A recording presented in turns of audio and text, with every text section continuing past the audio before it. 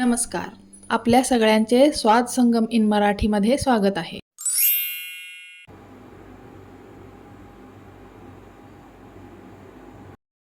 आज आपण बनवणार आहोत श्रीखंड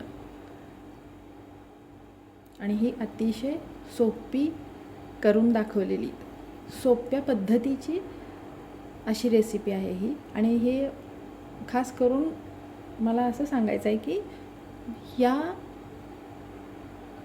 श्रीखंडाला तयार करण्याची बनवण्याची जी पद्धत मी आज सांगणार आहे ना ती अतिशय सोपी आहे. त्यामुळं एकदा नक्की ट्राय करा. चला तर मग बघूया आपण श्रीखंड कसं बनवायचं ते. आपल्या श्रीखंडासाठी लागणारं हे दही आहे आणि हे दही जे आहे ना हे मी रात्रीच दुधामध्ये विरजण टाकून दही विरजवून घेतलेलं आहे. हे बघा, हे असं अशा प्रकारचं दही आहे. शक्यतो श्रीखंडासाठी ताजं दही वापरा. आणि ज्यावेळेस आपण आता हे दही जे आहे ना या कपड्यामध्ये बांधून ठेवणार आहोत ना, त्यामुळे बांधल्यानंतर परत दही आंबट होऊ नये, आपलं श्रीखंड जास्त आंबट होऊ नये म्हणून, त्याचा आंबटपणा वाढू नये म्हणून थोडीशी साखर आपण यात घालणार आहोत. आता हे आपण असं मिक्स करायचं आणि याच्या खाली एक पातेलं ठेवलेलं आहे मी. असं यामध्ये हे असं मिक्स करून टाकून घ्यायचं आपण.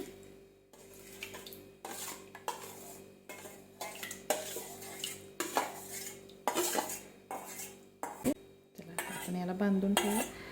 किमान 7 ते 8 तास तरी याला बांधून ठेवावं लागणार आहे आपल्याला. आपल्याला एकदम व्यवस्थित परफेक्ट असं श्रीखंड हवं असेल तर थोडंसं लवकर काढलं तर मग थोडंसं पाणी राहतं त्यात. मग पूर्ण पाणी आपल्याला ह्यातलं दह्यातलं काढून घेण्यासाठी म्हणून थोडंसं जास्त वेळ आपण याला ठेवणार आहोत.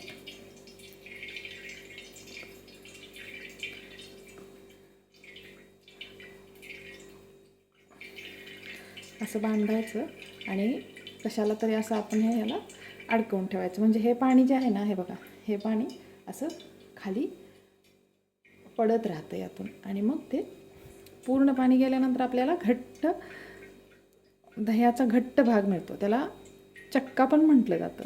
पण त्यापासून आपण एकदम मस्त असं श्रीखंड बनवणार आहोत. चला आता याला आपण 7 ते 8 तास असंच बांधून ठेवणार आहोत टांगून. हे बघा, आता हे आहे की नाही, अशी एखादी यातलाच एखादा भाग घ्यायचा आणि अशी गाठ मारायची याची. आणि हे असं आपण अडकवून टाकायचं आणि खाली एखादं असं भांडं ठेवायचं. ठीक आहे.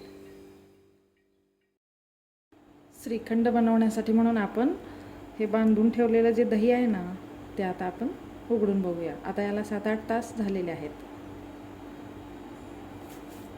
हे बघा, असं घट्ट झालं पाहिजे. हे बघा. आणि जर समजा घट्ट नाही झालं तर आता मी काय केलेलं आहे, याला 7 तास झाल्यानंतर मी याला फ्रीजमध्ये आहे असं जे बांधलेलं होतं ना ते असंच फ्रीजमध्ये एका प्लेटमध्ये असंच फ्रीजमध्ये ठेवून टाकलेलं. त्यामुळे आता हे एकदम घट्ट झालेलं आहे. आता आपण याला एकजीव करून घेऊया एखाद्या बाउलमध्ये काढून.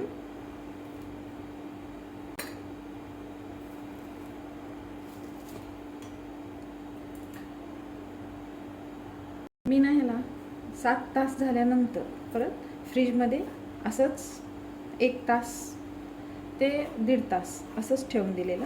त्यामुळे आता हे एकदम घट्ट झालेलं आहे. श्रीखंडासाठी आपण जे बांधून ठेवलेलं दही असतं ना ते परत हे असं गाठीसारखंच होत असतं.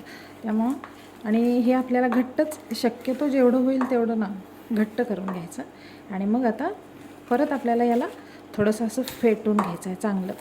त्या जमेल तेवढ्या त्या ज्या गाठी आहेत ना त्या सगळ्या अशा मिक्स करून घ्यायचा प्रयत्न करायचा आहे. तेव्हा आपल्या श्रीखंडाला एकदम असं फ्लपी, एकदम मऊसूतपणा येण्यासाठी आणि एकदम आपल्याला असं पूर्ण असं याला मिक्स करून घ्यायचं आहे. हे पहा आता मघाशीपेक्षा आणि आताच्या याला आपल्याला श्रीखंडाच्या बॅटरला फरक पडलेला आहे. आता मी याला 5 मिनिट जवळजवळ 5 मिनिटं याला मी असं फेटलेलं आहे. तर हे एवढं पुरेसं आहे आपल्याला. हे बघा, हे फ्रीजमध्ये ठेवल्यानंतर हे असं घट्टपणा येतो याला. त्यामुळं फ्रीजमध्ये नक्की ठेवायचं, किमान 1 तास तरी फ्रीजमध्ये ठेवायचं आणि नंतर मग असं हे फेटून घ्यायचं अगोदर. आणि आता आपण साखरेचं प्रमाण बघणार आहोत. आता बघा, माझ्याकडे या 2 एकसारख्या वाट्या आहेत. आता आपण साखरेचं प्रमाण बघूया. हे बघा, ही साखर ना आपण जेवढं आपलं हे दही आहे ना घट्ट करून घेतलेलं, तेवढीच साखर घालणार आहोत आपण याला. हे बघा, आता ही 1 वाटी आपलं दही झालेलं आहे. आता आपण याच्यासाठी 1 वाटीच साखर घेणार आहोत. आता ही आपली वाटी भरलेली आहे. आता आपण सेम एवढीच साखर आपण घेणार आहोत.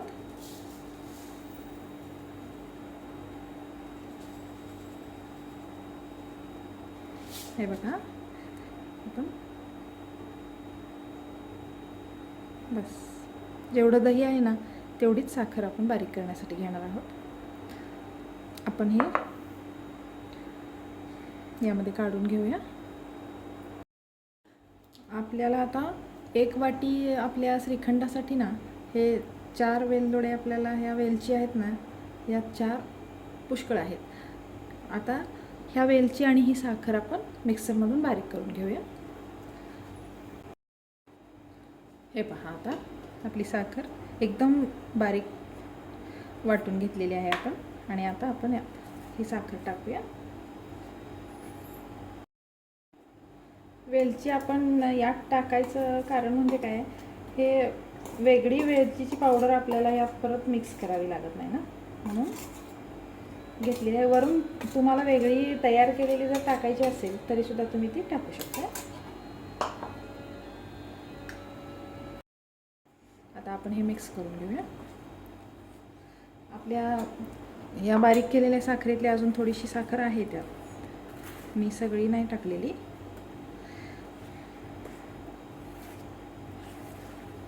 हे बघा, आपलं जे दही होतं ना ते घट्ट असल्यामुळं फ्रीजमध्ये ठेवल्यामुळं ना एकदम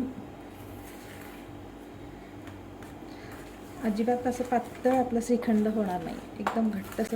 7-8 तास आपण हे बांधून ठेवलेलं असतं ना, त्यामुळं थोडासा आंबटपणा आलेला असतो दह्याला. आपण साखर टाकलेली असताना सुद्धा थोडंसं आंबट झालेलं असतं ते. म्हणून साखरेचं आणि आपलं दह्याचं प्रमाण सेमच ठेवायचं आहे. आपण आता सगळी साखर टाकलेली आहे यात.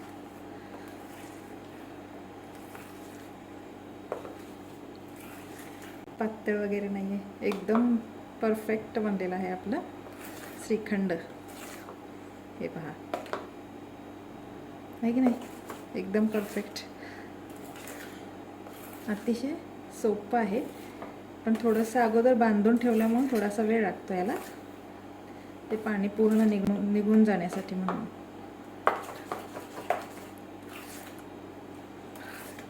हे पहा, एकदम परफेक्ट तयार होतं.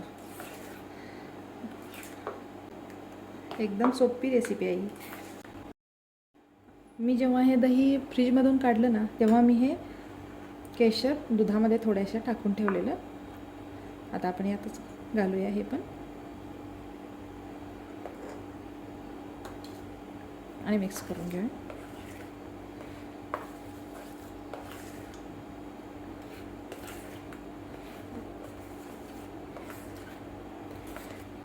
पहा, आपलं श्रीखंड तयार आहे. चला तर मग आपण ताव मारूया आता याच्यावर. कशी वाटली रेसिपी आवडली असेल तर व्हिडिओला लाईक करा, चॅनलला सबस्क्राईब करा आणि बेल आयकॉनला क्लिक करा. आणि एकदा बनवून नक्की पहा. या पद्धतीनं खूप छान तयार होईल आणि अतिशय सोपी रेसिपी आहे ही. थँक्यू.